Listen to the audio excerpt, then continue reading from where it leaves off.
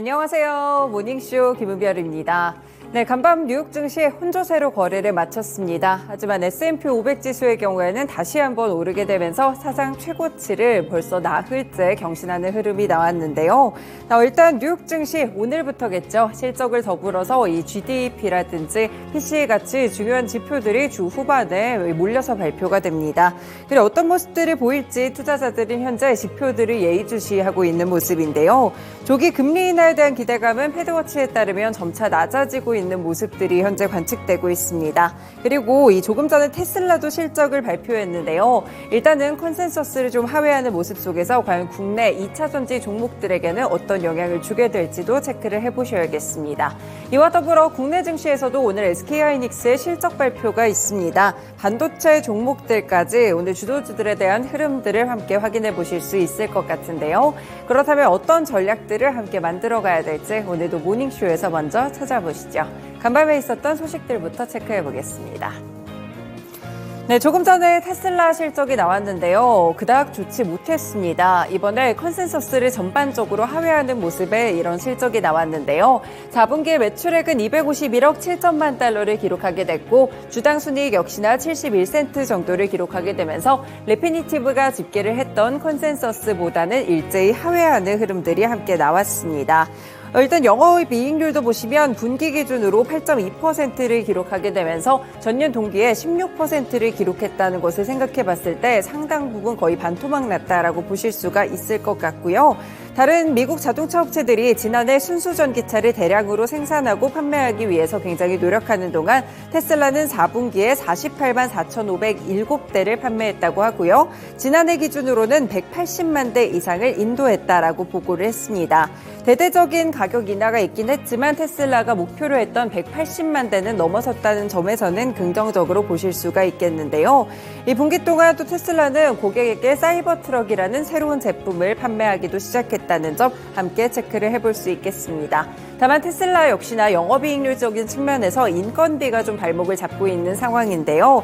현재 전미 자동차 노조가 직원들을 대표하는 스텔란티스와 같이 제조업체들에 비해서 임금 경쟁력을 갖추기 위해 최근에 이 관련된 공장 쪽에서의 임금 단행을 좀 이뤄냈다라는 소식들도 전해지고 있으니까요. 함께 체크를 해보시길 바라겠습니다.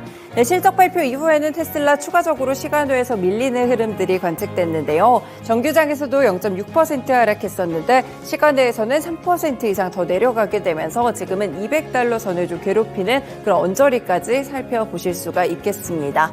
그리고 이것보다 전에 좀 발표가 됐던 것이 내년까지 보시면 내년 중반에 전기차 대중화를 위한 이 차종을 생산하는 것을 추진하고 있다라는 보도가 있었는데요. 테슬라가 가격이 기존 차종들보다 저렴한 차종들을 생산할 의사가 있다라고 하청업체들에게 통보를 했다고 합니다.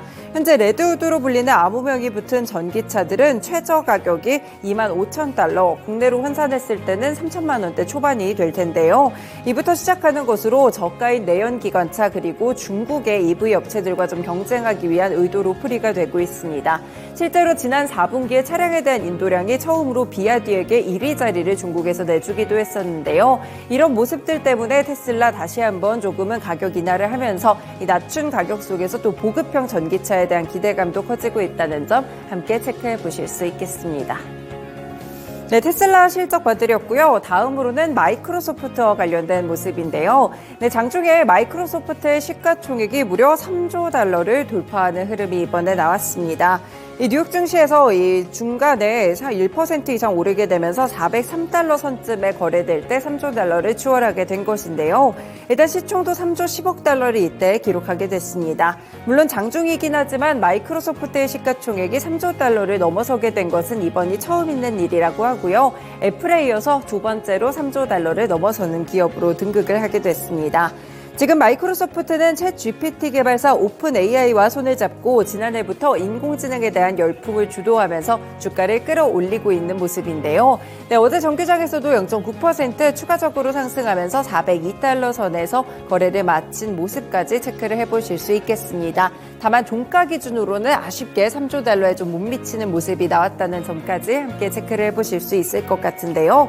지금 마이크로소프트에 대해서 글로벌 IB들의 시각도 상당히 좋습니다.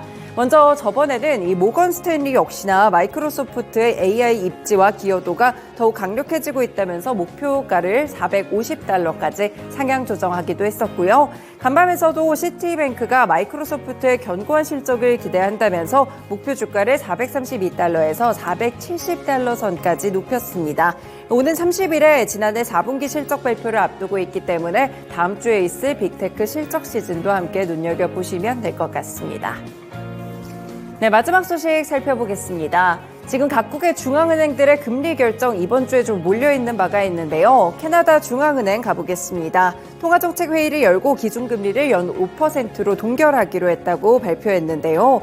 은행금리는 5.25%, 예금금리는 5%로 유지가 됐습니다. 지난해 7월 베이비 스텝을 단행한 이후 이날 정책회의까지 이제 4번째 연속으로 금리 동결을 하게 된 것인데요. 일단 이 사회는 여전히 인플레이션 전망에 대한 위험, 특히나 근원 인플레이션의 지속성에 대해서 상당히 우려하고 있다라고 표했습니다. 그러면서 1위가 완화되기를 기대하며 경제에서 수요와 공급의 균형, 2대 인플레이션, 임금 상승, 기업의 가격 책정에 계속해서 초점을 맞출 것이다라고 언급을 했는데요. 일단 역시나 캐나다 중앙은행도 내년에 2% 정도의 인플레이션 목표를 갖고 있다는 점 함께 보실 수가 있겠습니다. 현재 캐나다의 지난해 12월 물가 상승률은 3.4%로 이 중앙은행의 목표치인 2%를 상회하고는 있지만 그래도 2022년 6월에 최고치 8%대로 올랐을 때를 생각해 봤을 때는 상당히 좀 둔화됐다라고 보실 수가 있겠는데요. 티프 맥클레임 캐나다 중앙은행 총재는 금리 인하를 논의하는 것은 아직까지 이르다라고 밝혔습니다. 이번 통화정책회의에서는 금리 인하보다는 금리를 얼마나 더 오래 유지하는지에 초점을 맞췄다면서 금리 인하 논의를 하기 전에 인플레이션에 대해서 더 많은 진전을 볼 필요가 있다라고 이야기를 했습니다. 네, 다음 주에는 또 FOMC가 미국에서 열리게 되는 가운데 이에 앞서서 여러 가지 좀 중앙은행들의 이런 멘트들을 보실 수가 있겠는데요. 캐나다 중앙은행 역시나 일단은 금리 동결에 들어가고 추가적인 인플레이션 완화를 주목한다는 점에서 이번 주에 PCE 물가지수 꼭 확인을 해보셔야겠습니다. 네, 이렇게 간밤에 있었던 소식들 3가지 차례대로 살펴드렸는데요. 다음으로는 시장 마감 상황 조금 더 자세하게 보겠습니다.